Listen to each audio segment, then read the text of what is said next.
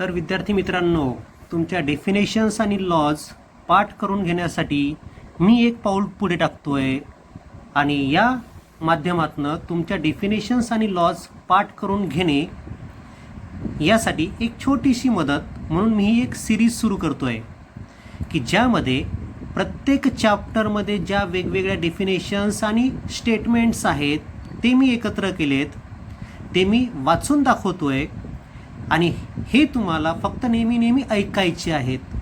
हे जर तुम्ही परत परत ऐकलेत तर काही दिवसांमध्ये तुमच्या त्या डेफिनेशन्स आणि स्टेटमेंट सर्व पाठ होऊन जातील.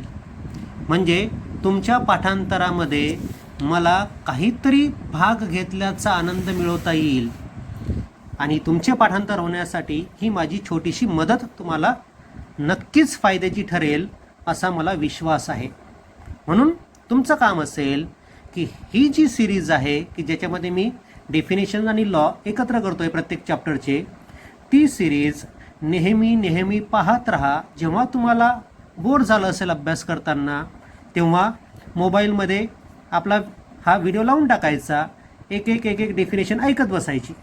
असं नेहमी जर तुम्ही ऐकसाल तर कालांतराने तुमच्या सगळ्या डेफिनेशन पाठ होतील आणि डेफिनेशन स्टेटमेंट जर पाठ असतील तर ते तुम्ही जशीच्या तशी पेपरमध्ये लिहिसाल, तुमचा मार्क कटणार नाही. कारण की डेफिनेशन जर तुम्ही चुकीची लिहिली किंवा स्टेटमेंट जर तुम्ही मनाचे वाक्य तयार करून लिहिलं तर तुमचे मार्क जातात, हे तुम्हाला माहिती आहे.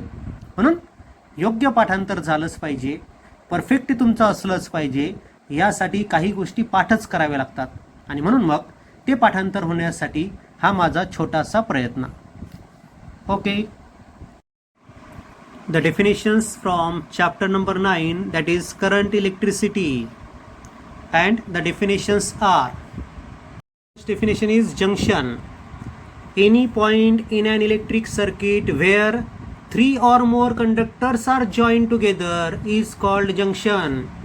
पुस्तकामध्ये 2 म्हटलेलं आहे, 2 or more, पण 2 जर पॉइंट एकत्र जोडले तर जंक्शन होत नाही ते. सो 3 or more पाहिजे. हां. Second definition is loop.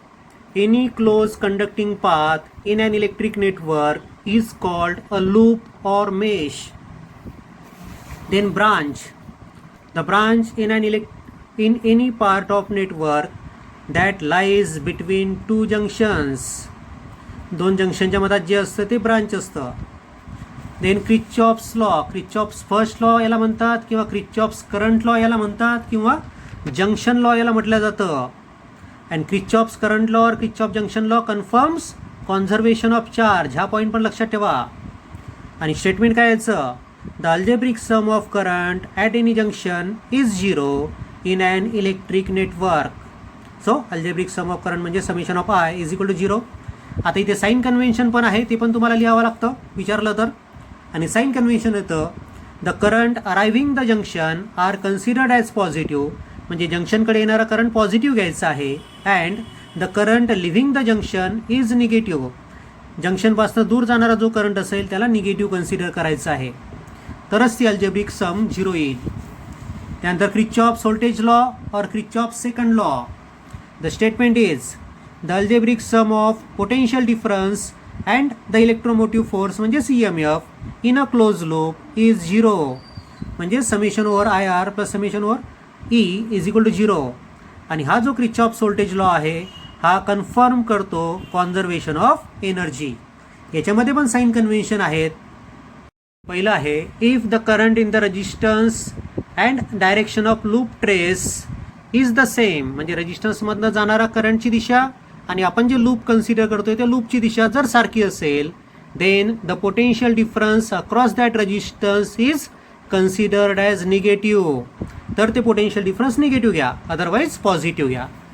And second sign convention is if the source of EMF sends the current in the direction of the loop trace then it is considered as positive and vice versa. म्हणजे जर तो असेल त्या सर्किटमध्ये असणारा लूपच्या दिशेने current पाठवत असेल तर त्याचं EMF पॉझिटिव्ह घ्यायचं आहे, अदरवाईज निगेटिव्ह घ्यायचं आहे. Then potential gradient. The potential difference per unit length is called potential gradient or change in potential with respect to distance, याला पण potential gradient म्हटलं जातं. Principle of potentiometer. the potential drop across any length of potentiometer wire is directly proportional to the length of that part of the wire. Principle लक्षात ठेवा, हे principal तुम्हाला prove करायला येतं, विचारलं जातं. त्यानंतर युजेस ऑफ पोटेन्शिओमीटर, पोटेन्शिओमीटरची युजेस लक्षात ठेवा. To compare EMF, to measure EMF, to measure internal resistance, as voltage divider, to control audio, as well as it can work as a sensor. त्यानंतर voltmeter, a device which is use to measure potential difference is called voltmeter. Potentiometer over voltmeter, म्हणजे पोटेन्शिओमीटरचे advantages आपण विचार करतोय व्होल्टमीटरवर काय असतील तर. Potentiometer is more sensitive than voltmeter. Potentiometer can major EMF but voltmeter cannot measure EMF. Potentiometer can measure internal resistance but voltmeter cannot measure internal resistance. Accuracy of potentiometer is higher than voltmeter. लक्षात ठेवा, 2 मार्कासाठी प्रश्न येतो तो. Disadvantages of potentiometer, पोटेन्शिओमीटरचे disadvantages काय आहेत? It is not portable, potentiometer हा मोठा असतो साईजनी, तो पोर्टेबल नाही आहे. Direct measurement of EMF and potential difference is not possible. पोटेन्शिओमीटरच्या सहाय्याने आपल्याला EMF डायरेक्ट मोजता येत नाही किंवा पोटेन्शियल डिफरन्स पण डायरेक्ट मोजता येत नाही.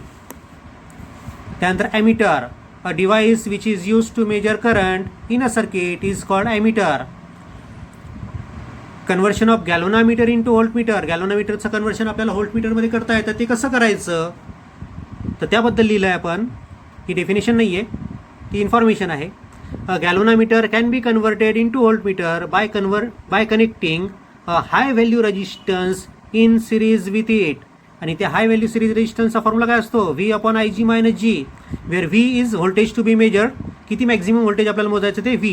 IG म्हणजे त्या गॅलोनामीटरमधनं जाणारा फुल स्केल डिफ्लेक्शन करंट, आणि G म्हणजे गॅलोनामीटरचं रेजिस्टन्स. त्यानंतर conversion of galvanometer into ammeter. A galvanometer can be converted into an ammeter by connecting a low value shunt across it.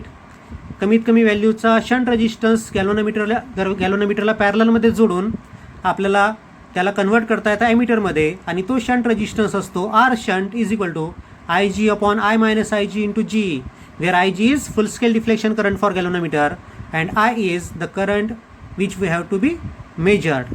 जे मॅक्झिमम करंट आपल्याला मोजायचं आहे त्याची व्हॅल्यू I, आणि G म्हणजे गॅलोनामीटरचा resistance. Next definition, thermocouple, pair of dissimilar metals forming a junction is called thermocouple.